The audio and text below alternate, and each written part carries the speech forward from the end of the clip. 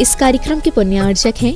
विश्व में एक इंद्रिय से पंचेंद्रिय तक सभी कोरोना मुक्त हों और स्वस्थ रहें। नमन करता श्रीमती सरोज सिंघई, धर्मपत्नी श्री राजेश सिंघई, बेटियां पंखरी एवं अदिति सिंघई, रोहिणी, दिल्ली। श्रीमती सरला जैन, धर्मपत्नी स्वर्गीय श्री रमेश चंद जैन, नीरज जैन, समता जैन, दिव्यांश जैन, मानवी जैन, फर्म नमो ट्रेडिंग कंपनी, दिल्ली। कुसुमबाई जैन एवं समस्त रतनदीप परिवार, श्रेयांश जैन, पूजा जैन, श्रेया जैन, नडियाड, गुजरात।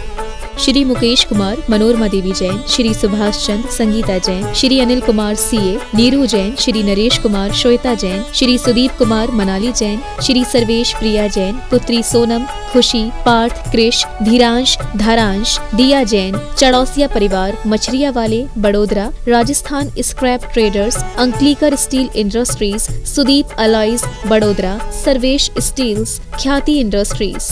जय श्री ओम नमः सिद्धेभ्यः। सर्वमंगल मांगल्यम सर्वकल्याणकारकम प्रधानम सर्वधर्माणां जैनम जयतु शासनम, जैनम जयतु शासनम। पंच परमेष्टि भगवान की, आचार्य श्री गुरुवर कुंद कुंद महाराज की, आचार्य श्री गुरुवर विद्यासागर महाराज की जय। बोलो परम पूज्य आध्यात्मिक संत निर्यापक श्रवण मुनिपुंगो सुधासागर जी महाराज की, श्री सुधासागर जी महाराज की, श्री सुधासागर जी महाराज की, मुनि संघ की। पूज्य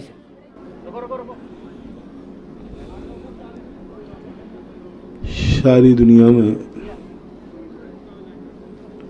कुछ ऐसी संस्कृतियां हैं जो एक समानता को रखती है, लेकिन भारत की संस्कृति एक ऐसी है जो किसी देश से मैचिंग नहीं करती, किसी देश से मिलती नहीं है।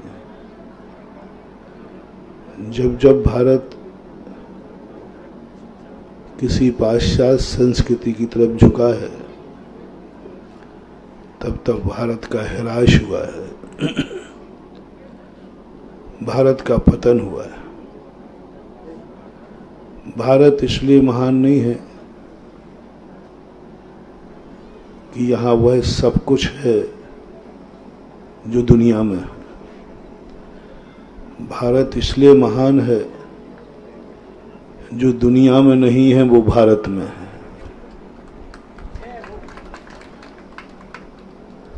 वह सब कुछ तो है जो भारत में, दुनिया में है। मनुष्य दुनिया में है, भारत में। आंखें दुनिया में हैं, भारत में। संसार के जो भी कार्य हैं, मकान, धन दौलत, वो दुनिया में तुम्हारे से अच्छे हैं। जो दुनिया में है वह भारत से अच्छा दुनिया में है। सदा से यह नीति रही। जो दुनिया में होता है भारत उसको बढ़ावा नहीं देता, क्योंकि कितना भी हम स्पर्धा करें, इस स्पर्धा में एनर्जी ज़्यादा खत्म होती है। व्यक्ति अपनी स्वयं शक्ति को मिटा देता है। अपनी स्वयं की जो पहचान है, यदि हम उसको बढ़ाएंगे तो हमें स्पर्धा नहीं करना पड़ेगी। जो कुछ भी हमारा पसीना बहेगा, जो कुछ भी हम ताकत लगाएंगे, उसमें विकास ही होगा। आज थोड़ी बहुत भारत देश में विदेशियों की नकल और पाश्चात्य संस्कृति के संस्कारों की तरफ आज का युवा वर्ग ही नहीं, प्रौढ़ वर्ग भी आकर्षित हो रहा है।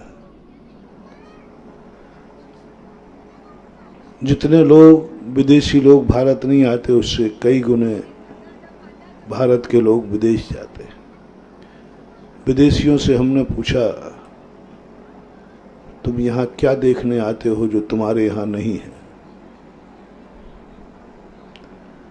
जो कुछ तुम हमारे यहाँ देख रहे हो वो तो हमारे यहाँ बहुत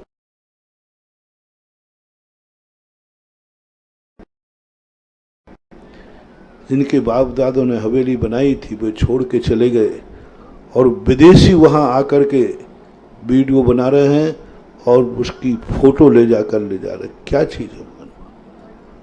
उन्होंने कहा कि जिसे तुम लोगों ने छोड़ दिया है बस उसी मूल्यवान हवेली को मैं देखने आया हूं, क्योंकि वे जानते हैं कि भारत के लोग वस्तु का मूल्य नहीं कर पाते, उपयोगिता का मूल्य करते हैं। भारत के एक सबसे बड़ा बिग पॉइंट उपयोगिता का मूल्य करते, वस्तु का मूल्य नहीं होता, व्यक्ति का मूल्य नहीं होता, व्यक्ति की उपयोगिता। भारतीय व्यक्ति हमेशा स्वार्थी रहा है। वह देखता है कि इस हवेली में मेरा क्या लाभ है। हवेली की कीमत नहीं है, हवेली का मूल्य नहीं है, इस हवेली से मुझे अब क्या लाभ है। उससे लाभ नहीं होता है, वह उसको छोड़ देते। उन्होंने बताया, जो विदेशी व्यक्ति ने बताया वो बता रहा हूं। बोले हम लोगों की दृष्टि में भारतीय व्यक्ति बहुत कमजोर पुअर माइंड मानते हैं, क्योंकि ये लोग वस्तु का मूल्य नहीं जानते, उपयोगिता का मूल्य छोड़ के चले गए वो जिनको, क्योंकि यहां लाभ नहीं दिख रहा था, और बेच भी देंगे वो। कई लोग अपने बाप दादों की बनाई हुई हवेली उनको बेच देते हैं जिनके बाप दादों ने कभी रात्रि भोजन नहीं किया था, बिना छना पानी नहीं पिया था। पैसा मिल जाए तो बाप की हवेली उस मुसलमान को बेच दें जहां मांसाहार हो। अजमेर का शराब की मोहल्ला देख के आओ, जिन बाप दादों ने पानी छान करके पिया था, प्रतिमाधारी थे, साधुओं के आहार हुए थे। किनके? पूज्य शांति सागर महाराज, पूज्य वीर सागर, शिव सागर महाराज हमारे तक हुए। जब मैं अभी कुछ समय पहले गया, बोले ये तो, मैंने क्यों? बोले पैसा अच्छा मिल गया था। मैंने कही कोई जैनी? बोले जैनी इतना अच्छा पैसा देने वाला नहीं था। ये जवाब सुनकर के मैंने आंख बंद कर ली और पूर्वजों को याद किया। मैंने कि तुमने अपने बेटे को वस्तु का मूल्य नहीं सिखाया, पैसे का मूल्य जरूर वो सीख गया, वस्तु का मूल्य नहीं सीख पाए। कि हमारे पिताजी ने कभी इस महल को रह करके यहाँ रात में नहीं खाया, छना पानी पिया, प्रतिमाधारी थे, व्रत करते थे, साधु संतों ने हार किया। उसी हवेली को अपने हाथ से हम उसको दे रहे हैं जो निश्चित है कि यहां मांसाहार होगा ही होगा, जान करके। और ये सारी चीजें भारत में, हर चीज यहां, आप लोग मूर्तियों को पूजा के योग्य नहीं रहे, आपका स्वार्थ सिद्ध नहीं हुआ, आपके संकट दूर करने लायक नहीं रही मूर्ति, आपकी इच्छाओं की पूर्ति करने लायक नहीं रही। आप उसे मंदिर से निकालते हैं। उन खंडित मूर्तियों के हम करोड़ों रुपया देकर विदेश में श्रृंगार करते हैं। बोलो, विदेशों में कौन सी मूर्ति की कीमत है? पूजनीय मूर्ति नहीं। वो कहते महाराज पूजनीय मूर्ति तो कोई पुरानी हो, बात अलग है। जो तुम लोग खंडित कर देते हो, खंडित हो जाती है वे खंडित मूर्ति, क्योंकि हम उपयोगिता का मूल्य नहीं करते, हम वस्तु का मूल्य करते हैं। ये वस्तु कौन सी थी जिसमें हजारों लोगों ने नमोस्तु किया? ये वस्तु कौन सी थी जिसको मुनि महाराज भी नमोस्तु करते थे? ये वस्तु क्या थी, क्या आकृति थी जिस आकृति के सामने लोग आकर शांति को प्राप्त करते थे? वस्तु नहीं। भारतीय मूर्तियों के जो आज विदेशों में संग्रहालय हैं, इंग्लैंड के अंदर जो संग्रहालय है, भारत की सबसे प्राचीन मूर्ति इंग्लैंड के म्यूजियम में है। सबसे भारत की प्राचीन जैन मूर्ति, एक पत्थर में आदिनाथ और महावीर स्वामी की मूर्ति। आज उसकी कीमत विदेशी लोग अरबों खरबों रुपया मानते हैं, अनमोल होने के लिए। भारत के लिए उसका कोई मूल्य नहीं, क्योंकि भारत वस्तु का मूल्य तो करते ही नहीं, उपयोगिता का करता है। हर चीज की उपयोगिता को स्वार्थ से तोलता है। वस्तु की पहचान नहीं है। आपको तो भगवान की भी पहचान नहीं है। वहां भीड़ ज्यादा हो जाएगी जहां तुम्हारी बात पूरी हो जाएगी। इच्छा पूर्ति भगवान बताओ महाराज, आप भगवान को मत बताओ। कौन से भगवान बताऊं भाई भगवान बताऊं तुम्हें? नहीं नहीं नहीं महाराज, आप थोड़ा गलत नंबर डायल कर, बहुत दिन में आए हो ना कोटा में, कहीं आप भूल तो नहीं गए? हम लोगों का नेचर वो बताओ जो मूर्ति इच्छा पूर्ति हो। वो मूर्ति बताओ जो मूर्ति संकट मोचक हो। हमें पहचान किसकी है? उपयोगिता की, संकट मोचक की, इच्छा पूर्ति की। हमें भगवान की पहचान नहीं है। भगवान की पहचान नहीं है हमें। हमें भगवान नहीं चाहिए, भगवान से चाहिए। भगवान से चाहिए। हमें मंत्र नहीं चाहिए, हमें नमोकार मंत्र से चाहिए। और यही स्थिति तुम्हारे घरों में नाश कर देती है। कितने बेटे हैं जिनको माँ बाप नहीं चाहिए? माँ बाप, अब आगे बोलते जाओ, आप बोलो ना। माँ बाप नहीं चाहिए, क्या चाहिए? माँ बाप से चाहिए। यदि माँ बाप से कुछ नहीं मिलता है, व्यक्ति माँ बाप को छोड़ के चला जाता है, अलग हो जाता है, बड़ा बुरा कह देता है, उनसे झगड़ा कर लेता है। यहां तक कह देता है जब आपके पास कुछ नहीं था तो मुझे पैदा क्यों किया। ऐसे मिल जाएंगे बहुत सारे लोग जो पिता को अशुद्ध, क्योंकि उनको माता पिता नहीं चाहिए, माता पिता से चाहिए। और से ही दुनिया का सबसे ज्यादा खतरनाक है। उस विदेशी ने मुझे बताया कि पहले का युग से रहित था और आज का युग से हर वस्तु से मुझे क्या मिलेगा, मेरा इनसे क्या मतलब है। से लगा दो तो महाराज यही प्रकार का आप लोग गुरु नहीं चाहते, बोल दो ना आगे, आप बोलो ना महाराज। बोलेंगे नहीं बोलोगे तो कोई बोलने नहीं बोलने से कोई फर्क। आज गुरु नहीं चाहिए, गुरु से चाहिए। मुझे क्या मिलेगा गुरु से, पहले ये बताओ, फिर बाद में गुरु को मानेंगे। हमें क्या मिलेगा, मुझे क्या मिलता है। और से हट जाए तो शायद भारत देश भगवान को भी निपटा देगा, गुरु को भी निपटा देगा। जो अपने जन्म देने वाले बाप को निपटा देता है वो भगवान, और गुरु तो परमार्थ की शक्ति है, जो तो प्रत्यक्ष है। से उस विदेशी का जवाब सुनकर के मैं सोचा कि मैं सोचता हूं कि ऐसा ही भारत हमारा कल था, कि ऐसा ही देश था जो तुम कह रहे हो। बोले नहीं, उसी कल के देश को तो देखने आता हूं जो खंडरों में है। मैंने कहा क्या आपकी यह धारणा तो नहीं है कि कल भी भारत ऐसे ही था? बोले नहीं, कल जो भारत था उसी को देखने में आता हूं। कल जो भारत था तुम्हारे गांवों में, तुम्हारे खंडरों में, तुम्हारे रजवाड़ों में, जो तुम्हारी समाज में हवेलियों में चित्र देख रहे थे,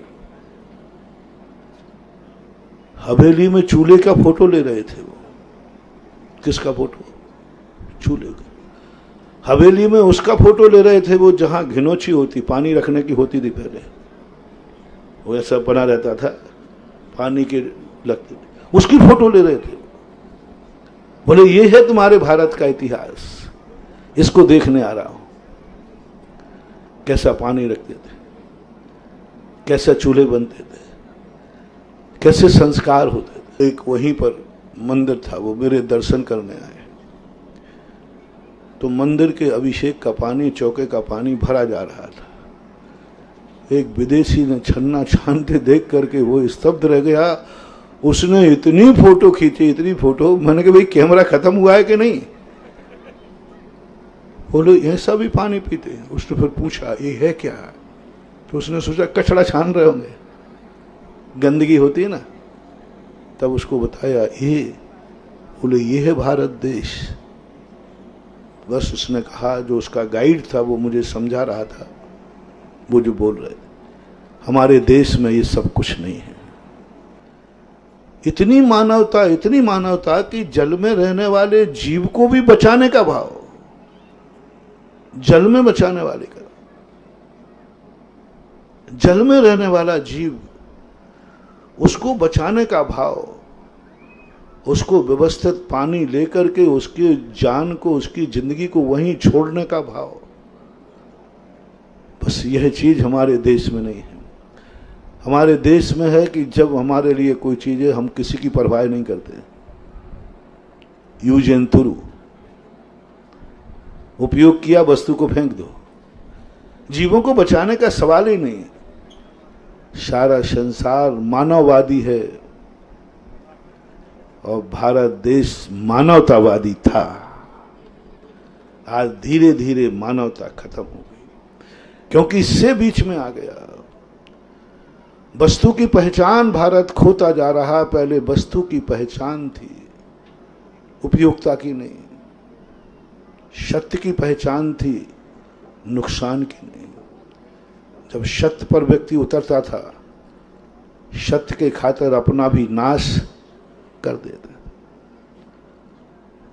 हरिश्चंद्र ने अपना खुद का नाश कर दिया। किस कारण से? सत्य के। जब सत्य पे आता था स्वयं का नाश कर देता था। जब सत्य पे आता था तो स्वयं के बेटे को भी सूली पर चढ़ा देता था। सत्य के खातिर। वस्तु की पहचान, सत्य की पहचान थी, उपयोगिता की नहीं। बेटा मर जाएगा, मैं निपुता हो जाऊंगा, ये पहचान नहीं थी। वो पहचान था कि सत्य क्या है, धर्म क्या है, वस्तु क्या है। वस्तु की कीमत जब तक अपनी जिंदगी में नहीं आएगी, हम भारत की वह असाधारण पहचान नहीं बन पाएंगे। उपयोगिता की कीमत बनती जा रही है। हर वस्तु से चाह रहा है। यदि से मिल जाए तो कुछ भी करने को तैयार है, और से हट जाए तो कुछ भी करने को तैयार नहीं। बंधु, से ही एक दिन इस देश को मिटा देगा। महाभारत आप लोगों ने देखा होगा, मैंने पढ़ा है। बहुत बड़ा शिक्षा मिली महानुभाव, बहुत बड़ी शिक्षा जिंदगी में। यदि, हालांकि मैं कोटा के लिए नया नहीं हूं और कोटा मेरे लिए भी नया नहीं है, लेकिन मैं हर बार नया बन के आता हूं और हर बार नई बस्ती में प्रवेश करता हूं। क्योंकि मैं पुराना क्यों पसंद करूं? मुझे तो नई में ही वो कीमत दिखती है जो पुराने से भी कई गुनी ज्यादा होती है। विदेशी तो इसलिए पुरानी देखते हैं क्योंकि उनमें नई में कुछ दिख नहीं रहा, लेकिन मैं कुछ ऐसा निर्माण कर देता हूं कि पुराना तो फीका लगता है, नया कुछ है। कोटा के लिए जो सोच रहा था, एक बार देखा, महाभारत देखा, बहुत बड़ी शिक्षा। जिंदगी में अपना लेना, शायद अच्छी लगे तो जिंदगी में मंत्र बना लेना, और नहीं लगे तो अनादिकाल से छोड़ दिया। कृष्ण जी ने अपने बीच में बैठ गए, दो भाग कर दिए। एक तरफ रख दिया संपूर्ण वैभव, 11 अक्षौणी सेना, सुदर्शन चक्र, संपूर्ण धन दौलत, और एक तरफ स्वयं निहत्थे खड़े हो गए, क्योंकि सामने दो याचक थे। एक दुर्योधन और एक पांडव का पांडु अर्जुन, पांडव मान लो, एक तरफ कौरव थे एक तरफ पांडव थे। वजन किस तरफ ज्यादा था? सब कुछ था, सुदर्शन चक्र था, सब कुछ वैभव था। मौका दिया गया दुर्योधन को। अर्जुन पहले आए थे, लेकिन नहीं। हमेशा ध्यान रखना, कमजोर पक्ष को मौका दिया जाता है। ये नीति क्या कहलाती है? जो कमजोर पक्ष हो उसे पहला मौका मिलना चाहिए, बलवान पक्ष को नहीं। हमेशा ये नीति रही। तो दुर्योधन मांग लीजिए क्या चाहिए। एक और मैं निहत्ता हूं और एक और मेरा वैभव है। आप सब मेरी बात को शेयर करेंगे, क्योंकि कहानी आगे जब बढ़ती जब हूं का भरो। शेयर करो। दुर्योधन ने क्या मांगा? बोलो। वैभव, सेना, सुदर्शन चक्र। मुझे कृष्ण नहीं चाहिए, मुझे श्री कृष्ण नहीं चाहिए। श्री तो वो लगाते ही नहीं था। कृष्ण नहीं चाहिए, मुझे कृष्ण से चाहिए, कृष्ण से चाहिए। ले लिया सारा वैभव। पांडव से पूछा तुम्हें क्या चाहिए? बोले मुझे कृष्ण से कुछ नहीं चाहिए, मुझे तो श्री कृष्ण चाहिए। कुछ नहीं चाहिए, मेरे भैया ने कहा है कुछ मत मांगना, मुझे कृष्ण चाहिए, कन्हैया चाहिए। वस्तु की पहचान,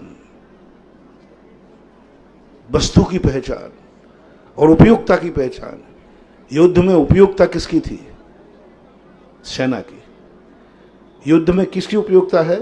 सेना की, शस्त्र की, धन की, दौलत की, बल की। दुर्योधन जानता था उपयुक्तता क्या है, उपयोगी वस्तु क्या है। और पांडव धर्मराज जानते थे उपयुक्तता नहीं, वस्तु की कीमत क्या है। और वस्तु की जब कीमत सामने आई, उन्होंने कहा मुझे से नहीं वस्तु चाहिए। आप सबको मालूम है से चाहने वालों का क्या हुआ? आप बोलो ना। हार हुई, विनाश हुआ। आज उसके वंश में कोई पानी देने वाला नहीं रहा। दशरथ जब मरे तो उनको अर्थी में आग लगाने वाला बेटा नहीं था। 100 बेटों को पैदा करने के बाद दाग देने वाला नहीं मिला। किसकी भूल थी? से की। क्या पहचाना उन्होंने? उपयोगिता। और पांडवों की सेना कमजोर थी, निहत्ते थे श्री कृष्ण, फिर भी विजय प्राप्त किया। किस कारण से? उन्होंने वस्तु पहचानी, उपयुक्तता नहीं। उन्होंने कहा मुझे वस्तु की पहचान होना चाहिए। बंधुओं, मैं बहुत बार कहा करता हूं, अपनी जिंदगी में जब भी किसी महाशक्ति के सामने जाओ, घर से लेकर मोक्ष तक, परिवार से लेकर मंदिर तक, वस्तु की कीमत करना। घर से शुरुआत करो। मुझे माँ बाप से नहीं चाहिए, मांगे बोलो, जोर से बोलो, माँ बाप चाहिए। हर बेटे के लिए कोटा प्रवेश पर ये टैग टू आर्डर, मैं तो आर्डर भी दे सकता हूं, क्योंकि कोटा में भक्त नहीं शिष्य रहते हैं। भक्तों को उपदेश दिया जाता है और शिष्यों को आदेश दिया जाता है। अब उपदेश की कहानी तो सुन निकल गई बहुत पहले की, अब तो आदेशों पे आ जाना चाहिए। आप भी मुझे आदेश देने का अधिकार देंगे कि नहीं, कि उपदेश ही चालू रखूं? उपदेश ही चालू रखूं कि आदेश देना शुरू कर दूं? कोटा वालों थोड़ा जोर से बोलो ना, कहीं गड़बड़ नहीं हो जाए। उपदेश दिया जाता है अनजान भक्तों के लिए, जिनको जो दुर्जन होते हैं, जिनकी इस दुर्जन और सज्जनता की पहचान नहीं होती, उनको उपदेश दिया जाता है। लेकिन जो सज्जनता में प्रमाणित हो जाते हैं उनको फिर आदेश दिया जाता है। मैं तो अब आदेश देने का अधिकारी हूं कोटा में, ऐसा मैं मानता हूं। इसलिए मानता हूं कि कोटा आने में मुझे बहुत डर लग रहा था, मैं आने नहीं चाहता था। इसलिए मानता हूं कि कोटा को मैं अपना मानता हूं, क्योंकि मैं कोटा आना नहीं चाहता। मैं अनजाने स्थानों पर बहुत जल्दी जाता हूं, तुम नहीं भी आओगे तो, लेकिन कोटा में आने नहीं चाहता था। बहुत प्रयास किया, पूरी ताकत लगा दी कि कोटा किसी प्रकार कट हो जाए, लेकिन ये ऊपर के बादलों ने मेरा साथ नहीं दिया। जहां से निकलूं 50-100 किलोमीटर का हिम्मत नहीं। क्यों नहीं आना चाहता कोटा में? क्योंकि मुझे डर लगता है कि कोटा में प्रवेश करना तो सरल है, निकलना कठिन है। बस ये डर है मुझे यहां, इसलिए बचता हूं मैं। पिछली बार 3.5 महीने को आए, 8 महीने में निकले, और वो भी एक दिन सवेरे भागना पड़ा। भागा था, निकला नहीं था। होता है, कई स्थान ऐसे बन जाते हैं। हर दिल जहां स्थान दे देता है, और हर दिल में जहां पुकार होती है, वहां इतनी आत्मीयता हो जाती है कि कभी कभी भक्त से भगवान भी दूर भागने लग जाता है। कहीं पकड़ में आ गया तो आफत हो जाएगी, कहीं यहीं चतुर्मास नहीं हो जाए। लेकिन चिंता मत करना, कपड़े वाले को पकड़ पाओगे, हमें पकड़ोगे तो हम सटक भी जल्दी जाते हैं, क्योंकि हमारे ऊपर गुरु आज्ञा का आवरण होता है और वो तुम्हें दिखता नहीं। तो यही स्थिति थी। आज मैं ये कहना चाहता हूं इस प्रवेश द्वार पर कि कोटा का भविष्य में वो देखना चाहता हूं कि कोटा में से हट जाए, वस्तु की पहचान हो जाए। शुरुआत करना घर से कि आज के बाद कोई बेटा अपने माँ बाप से शब्द को नहीं देखेगा। माँ बाप से नहीं चाहिए माँ बाप, बस इतना सा तुम कर लेना। जिस घर में माँ बाप के से शब्द हटा हो, उस घर में मेरा आशीर्वाद, और वो मेरा भक्त नहीं शिष्य है। जिसने माँ बाप से कहा नहीं मुझे से नहीं चाहिए, मुझे माँ बाप चाहिए। भाई भाई मैं चाहता हूं, हर भाई भाई से लगाए हुए, इस भाई से मुझे क्या मिलेगा? ज्यादा कोई कठिन चीज तो नहीं हटा रहा हूं। और मुराद जी बहुत कठिन है। 2 भाइयों के बीच में से हटा दो। राम और लक्ष्मण में कुछ नहीं था बुद्धू, उन दोनों के बीच में से नहीं था। क्या नहीं था? से नहीं था, भाई था। हमें भाई से नहीं चाहिए, भाई चाहिए। सास बहू भी यदि यही लगा ले, बहू क्या लगा ले? तुम बोलो ना, अब तो याद हो गया। मुझे सासू से नहीं चाहिए, और सासू क्या लगा ले वे? बोलो सब सासू बोलो। मुझे बहू से नहीं चाहिए, बोलो बहू चाहिए। ये है हमारे भारत देश की सोने की चिड़िया। भारत देश दुर्योधनों का राज्य नहीं है। दुर्योधन तो राजगद्दी के लिए मर गया, लेकिन एक दिन का भी राजा नहीं बन पाया। और पांडव वनवास भी घूमते रहे, राजगद्दी पर प्राप्त करके बाद में गए। दुर्योधन सारी जिंदगी राजगद्दी के लिए मरा कि नहीं? कितने दिन बैठ पाया? युद्ध में ही मारा गया, वो युवराज में ही मारा गया। एक दिन भी राजगद्दी पर नहीं बैठ पाया। और पांडव जिंदगी भर वन वन भटकते रहे। अंत में हस्तिनापुर की राजगद्दी पर कौन बैठा? पांडव। महानुभाव। से हटा दो अपनी दुनिया में से, परिवार में से, मियाँ बीवी में हटा दो से। हमें एक दूसरे से कुछ नहीं चाहिए, एक दूसरा आदमी चाहिए। यदि ये घरों में तुम्हारा हो गया घरों में ये चीज तुम्हारी हो गई तो थोड़ा सा बाहर निकल के आना। मुझे पड़ोसी से नहीं चाहिए, बोलो ना, पड़ोसी चाहिए। मुझे देश से कुछ नहीं चाहिए, मुझे अपना भारत देश चाहिए। और धर्मात्मा हो तो चलो अपनी कहानी जहाँ से शुरू हुई थी आज से भगवान का दर्शन करना।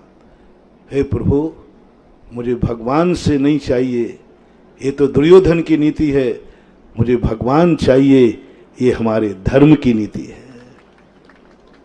भगवान को चाहो, बहुत कुछ पा जाओगे, विजय पा जाओगे, अमर हो जाओगे।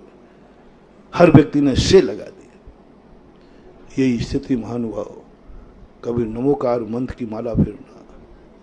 पूज्यवर पूज्यपाद स्वामी ने लिखा, मुझे नमोकार मंत्र से नहीं चाहिए कुछ भी, मुझे क्या चाहिए? बस क्या मांग कर ली अंतिम समय, भगवान मुझे कुछ नहीं चाहिए, मुझे केवल ज्ञान भी नहीं, मोक्ष भी नहीं चाहिए, मुझे कुछ नहीं चाहिए, मुझे मात्र नमोकार मंत्र चाहिए। जब मैं मरूं तो मैं कुछ नहीं मांग रहा हूं, बस इतना मांग रहा हूं कि मेरे मुख से नमोकार मंत्र से नहीं, मंत्र आज एक माला फेरना से हटा करके, बस नमोकार मंत्र। किस लिए फेर रहे हो? बोले से मत लगाओ, से मत लगाओ, बस मंत्र, बस यही दृष्टि तुम्हारी गुरु पर रहे। हटा दो गुरु से हटा देना, तुम्हें गुरु से क्या मिलेगा? हर बार में तुमने से लगाया, इस बार मैं चाहता हूं कोटा से हटा दे। क्या चाहिए बोलो ना? महाराज से चाहिए या महाराज चाहिए? ऊपर ऊपर से बोल रहे, अंदर से बोलो। गुरु चाहिए, गुरु से नहीं चाहिए। से तो दुर्योधन की नीति है, से तो दुर्योधन की नीति है।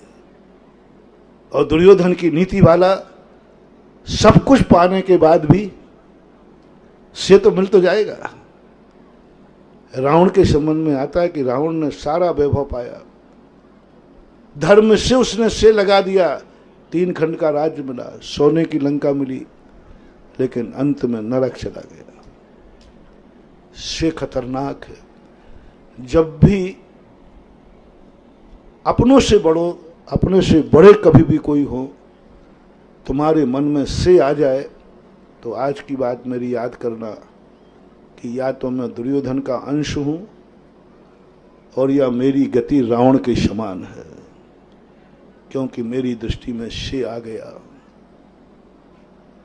से आ गया। आना चाहिए बस धर्म। तो भारतीय संस्कृति के संबंध में मैं बात कर रहा था। विदेशी लोगों को उन खंडहरों में हमारी सोने की चिड़िया दिखती है और हम उनको अतीत के संस्कारों को, वो पानी के छन्ने को देखकर आश्चर्य कर रहा है। भारत ये देश है, भारत जिस नाम से जाना जा रहा है वो पहचान हम खोते जा रहे हैं। भारत को हम खोते, हमारी पहचान वो बनती जा रही है जो विदेशों की पहचान है। और जब विदेशों की पहचान हमारी पहचान एक हो जाएगी तो भारत अलग नहीं रहेगा, भारत एक विदेश में जाके समाहित हो जाएगा। अपनी पहचान बनाओ। जो मैंने प्रारंभ में कहा था वह सब कुछ नहीं है जो भारत में विदेशों में है, उस पर समय दो। उस स्पर्धा में तुम कभी पार नहीं हो पाओगे। श्री रामचंद्र जी जिंदगी भर स्पर्धा करते रावण से, कभी अयोध्या सोने की नहीं बना पाते। स्पर्धा करते करते उन्होंने रावण से स्पर्धा नहीं की, उन्होंने लंका को चाहा भी नहीं, जीत करके भी छोड़ दिया। चाहते तो लंका को अयोध्या के बस में कर देते, राजा बन जाते, लेकिन नहीं, लंका से उन्हें कुछ चाहिए ही नहीं था, छोड़ दिया उन्होंने। उन्होंने कहा नहीं, मुझे उस संस्कृति की स्पर्धा नहीं करना जो हमारे विरुद्ध है। उन्होंने अपनी पूरी ताकत संस्कारों की रक्षा के लिए लगाई, सीता की रक्षा के लिए लगाई, धर्म की रक्षा के लिए लगाई, सील की रक्षा के लिए लगाई, पूरी ताकत उसमें लगाई। लंका को पाने के लिए नहीं लगाई। रामचंद्र जी युद्ध लड़ रहे थे लंका को पाने के लिए कि एक नारी की रक्षा के लिए? बोलो, लंका को पाना उनका उद्देश्य कदापि नहीं रहा। वो लंका से कुछ चाहते भी नहीं थे, वो चाहते थे एक धर्म की रक्षा, नारी की रक्षा, और वो उन्होंने की। हमारा देश की भी एक संस्कृति है। आज जिस प्रसंग के लिए अपन यहाँ बैठे हैं,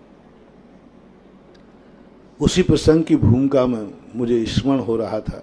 तो ऋषभ देव ने सौधर्मेंद्र से कहा, सौधर्मेंद्र जाओ सारे आर्यावर्त में कर्म भूमि की व्यवस्था करो। भोग भूमि चल रही थी, अभी सब कुछ कल्प वृक्षों से मिल रहा था। मकान बनाना नहीं पड़ते थे, बने बनाए मिलते थे। कपड़े सिलवाना नहीं पड़ते थे, सिले बनाए मिलते थे। भोजन बनाना नहीं पड़ता, बना हुआ, मतलब कुछ भी नहीं करना, इच्छा मात्र से सब कुछ प्राप्त होता। अब कर्म भूमि है, कर्म भूमि की व्यवस्था करो। कैसे करें कर्म भूमि की व्यवस्था? क्या गजब की चीज। पूज्यवर जिनसेन स्वामी महापुराण, दूसरे जिनसेन स्वामी हरिवंश पुराण के अंदर सौधर्मेंद्र ने जब कर्म की व्यवस्था करने के लिए अयोध्या को भोग भूमि से कर्म भूमि में बदला, सबसे पहले उन्होंने अयोध्या के मंद में जिनेन्द्र देव का मंदिर बनाया, फिर उसके बाद रचना की, उसको मैन माना, मास्टर प्लान तैयार किया। मास्टर प्लान आदिनाथ ने ऋषभ देव को सौंपा, ऋषभ देव ने सौधर्मेंद्र को सौंपा कि इस अयोध्या का मास्टर प्लान बनाओ और यही हर देश का, हर नगर का मास्टर प्लान होगा। सौधर्मेंद्र ने मास्टर प्लान बना करके मैं सबसे पहले जिनेन्द्र देव के मंदिर की स्थापना की, और स्थापना करके फिर मास्टर प्लान बनाए गए। मकानों के मास्टर प्लान से बचे हुए प्लाट पर मंदिर नहीं, सबसे पहला प्लाट किसका होगा? मंदिर की गरिमा, मंदिर की महिमा। पहले जिनेन्द्र देव बैठेंगे, बाद में कर्म भूमि का मनुष्य बैठेगा। पहले के लोग, ये संस्कार मैंने देखा है। पहले के लोग गांव में देखते हैं, पुराने लंबे चौड़े घर कर लेते थे, मंदिर से ऊंचा। कुछ टाइल्स आते थे जो जर्मन के आते थे, वो मंदिरों में लगे मिलेंगे, हवेलियों में। जो क्वालिटी मंदिर में लगती थी वो घर में नहीं लगेगी, क्योंकि वो जगत पिता है, त्रिलोकीनाथ है, वो बैठे। दूसरा प्रसंग, जब अयोध्या से रामचंद्र जी वनवास से लौटे, राज्याभिषेक हुआ, मुनि सुब्रतनाथ भगवान का काल था। उन्होंने राजगद्दी संभालने के पहले कोषाध्यक्ष को आदेश दिया कि हर जनपद में पहले जिनेन्द्र देव के मंदिर की स्थापना करो, उसी से मेरी राजगद्दी की शुरुआत होगा। और इसको जान करके लोग लगा लेंगे कि अब राजगद्दी पर राजा राम बैठ चुके हैं। पहचान क्या बनाई उन्होंने? जिस जनपद में जिनेन्द्र देव का मंदिर हो, समझ लेना वहां राजा राम का राज्य है, और जहां मंदिर ना हो वह हमारे राज्य की सीमा से बाहर है। पहचान क्या बनाई? जिनेन्द्र देव को। ये संस्कार पहले थे। आज भी कुछ गांवों में, महिलाओं में जब प्लाट लेते हैं आप लोग, पुरुषों में तो नहीं है, माताओं में कुछ थोड़ा सा जीवित है, तो अपने परिवार से, पिता से, पति से कहते हैं कहाँ प्लाट ले रहा? बोले बहुत सस्ता मिल रहा हुआ। तो एक ही बात पूछते, मंदिर कितनी दूर है? बोले मंदिर तो नहीं है। बोले फिर ठीक है, सस्ता मिले तो नहीं लेना, जहां जिनेन्द्र देव का मंदिर है वहां कैसे मिले तो लेना। ये बात जब कभी मैं किसी से सुनता हूं, पुरुष लोग कहते महाराज जी इनको समझाओ, मेरा ट्रांसफर हो गया वहां, ये साथ नहीं जा रही। तो मैंने कही झगड़ा टंटा हुआ होगा? बोले महाराज जी बिल्कुल नहीं हुआ, मैं तो इसको देवी मानता हूं, झगड़ा का सवाल ही नहीं उठता। तो फिर क्या बात है? बोले वहाँ जिनेन्द्र देव का मंदिर नहीं है, हमें प्रतिदिन 70-80 किलोमीटर जाना पड़ता है, आना पड़ता है। पत्नी ने किया कि 100 किलोमीटर हो जाए, जिनेन्द्र देव का मंदिर नहीं, वहाँ मैं और मेरी संतान नहीं रहेगी और नहीं जाएगी। व्यक्ति 50, 70, 80 किलोमीटर जा रहा है, आ रहा है, बोले कोई फर्क नहीं पड़ता, मैं वहाँ रहना चाहती हूँ जहाँ तुम भली सर्विस में जाओ तो जाओ, लेकिन मेरे पास जिनेन्द्र देव रूपी जगत पिता है, उसकी छाया में मैं रह सकूंगा। कौन है मेरे पास? तुम सर्विस में जाओगे, मेरे पास घर में कौन है? मेरी कॉलोनी में जिनेन्द्र देव का मंदिर है, वहां बिना सहारे के, हर घर के लिए, हर महिला को ये सोचना, माता के लिए, कि मंदिर इतनी दूर हो जहां बिना किसी सहारे के तुम अकेली जा सको, बिना किसी सहारे के तुम्हारा बच्चा मंदिर में दौड़ लगा के जा सके। इतनी दूर मंदिर का स्थान मानते, और वहां सबसे प्राण। और ये बात आज भी कुछ लोगों में है। परिणाम स्वरूप कई लोग कॉलोनियों में इसलिए मंदिर बना देते हैं कि वे जानते हैं कि ये जैनी अभी भी शास्त्रों की लकीर पे चलते हैं।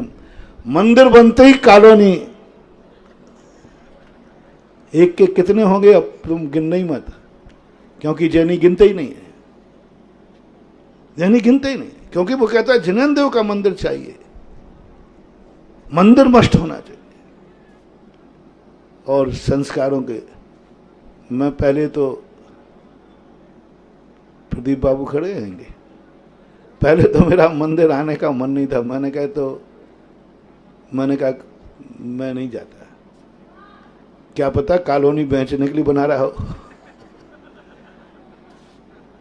पर बाद में जब इसका मास्टर प्लान देखा, दिखवाया, तो मुझे आदिनाथ भगवान याद आ गए। बोले जब मैं ही गया था तो तुझे जाने में क्या आपत्ति है। जब मैंने अयोध्या की मास्टर प्लान किया, कॉलोनी काटी, तो सबसे पहले जिनेन्द्र देव का मंदिर बनाया, और मेरे आदेश से बना। तो तेरे आशीर्वाद से कॉलोनियों में मंदिर बनते हैं, तो तू आदिनाथ की परंपरा को जीवित कर रहा है। मैं यहां प्रदीप की कॉलोनी में नहीं आया हूं, यहां मैं आदिनाथ की परंपरा को जीवित करने के लिए आया हूं कि उनकी परंपरा।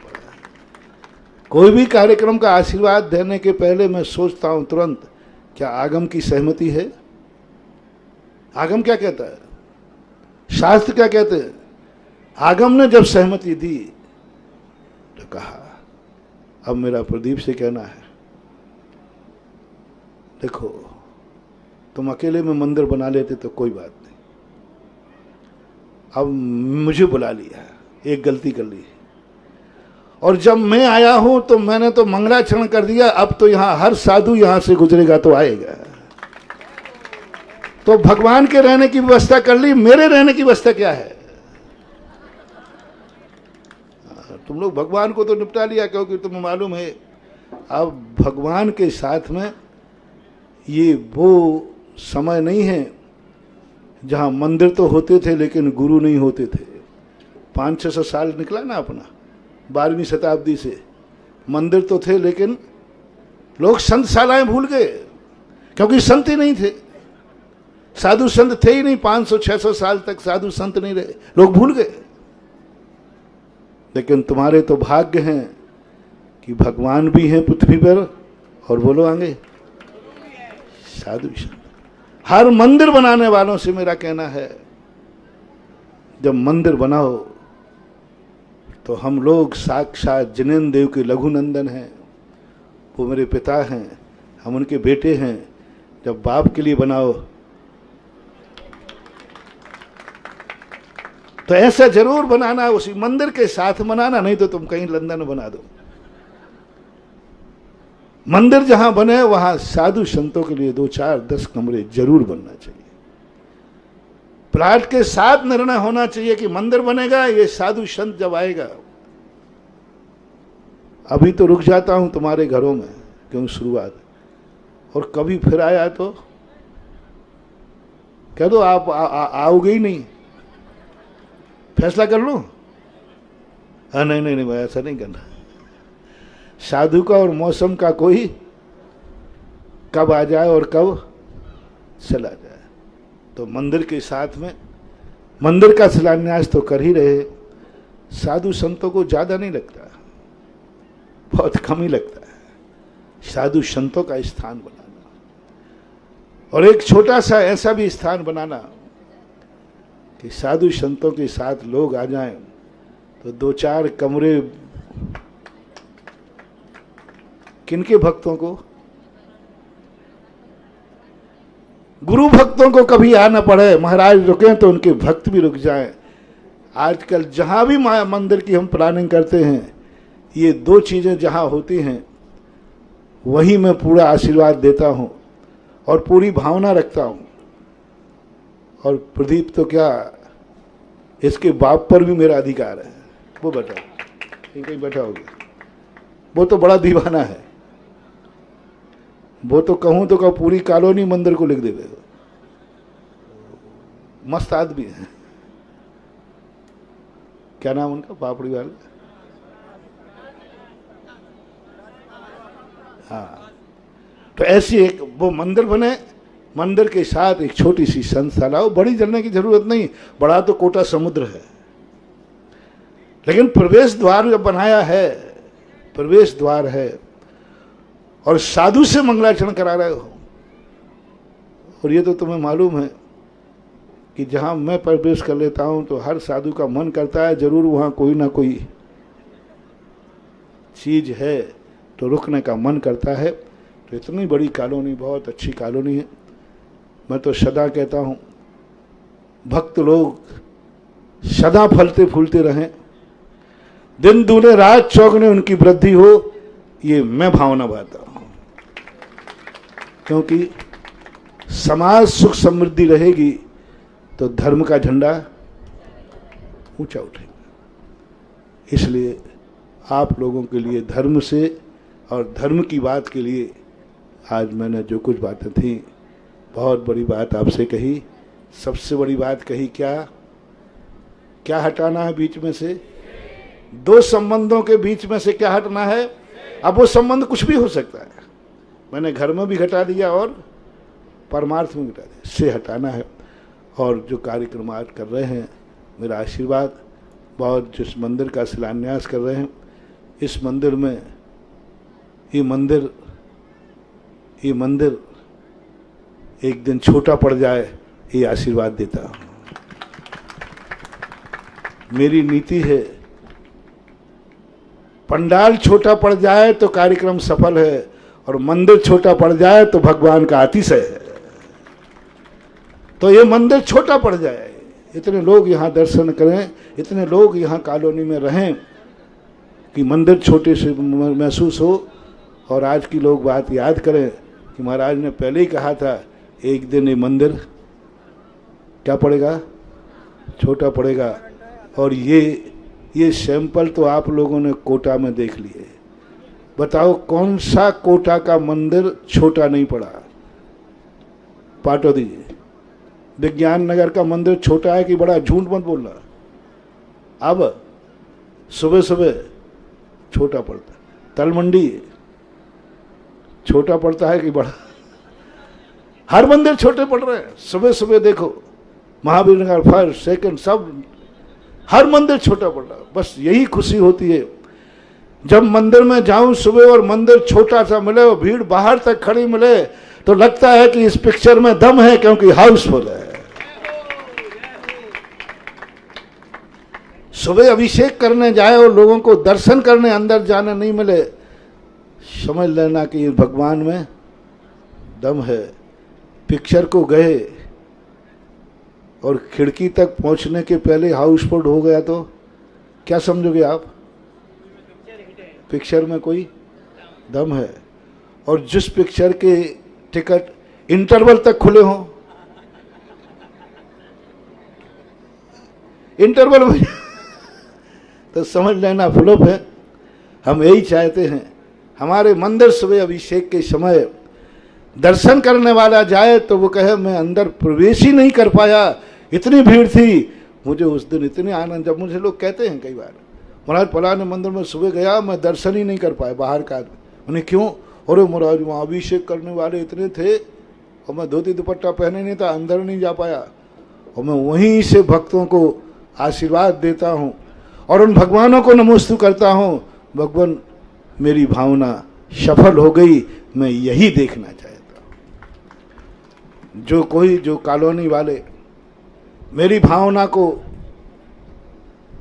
मेरा आशीर्वाद चाहते हैं और अपने भगवान को नमोस्तु करवाना चाहते हैं, बस मुझे ये आवाज़ पसंद है कि हमारा मंदिर सुबह छोटा पड़ता है, बस इतना ही काफ़ी है। मेरे पौबारा से आशीर्वाद मिलेगा दोनों हाथ।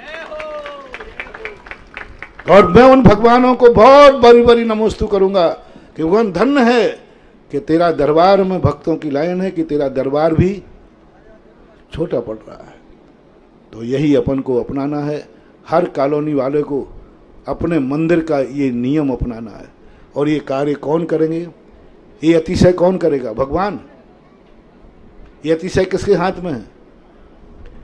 जो जिस कॉलोनी का है उस कॉलोनी के मंदिर को सुबह सुबह छोटा करो, बस यही तुम्हें आज पहला प्रवेश पर आशीर्वाद है। महावीर भगवान की जय।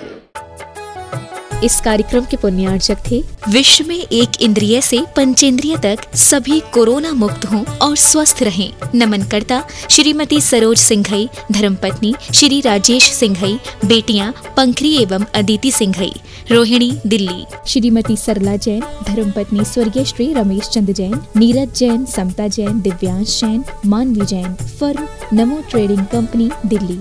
कुसुमबाई जैन एवं समस्त रतनदीप परिवार, श्रेयांश जैन, पूजा जैन, श्रेया जैन, नडियाड, गुजरात। श्री मुकेश कुमार, मनोरमा देवी जैन, श्री सुभाष चंद, संगीता जैन, श्री अनिल कुमार सीए, नीरू जैन, श्री नरेश कुमार, श्वेता जैन, श्री सुदीप कुमार, मनाली जैन, श्री सर्वेश प्रिया जैन, पुत्री सोनम, खुशी, पार्थ, कृष, धीरांश, धारांश, दिया जैन, चड़ौसिया परिवार, मछरिया वाले, Vadodara, Rajasthan scrap traders, Ankalikar steel industries, Sudeep alloys, Vadodara, Sarvesh steels, Khyati industries.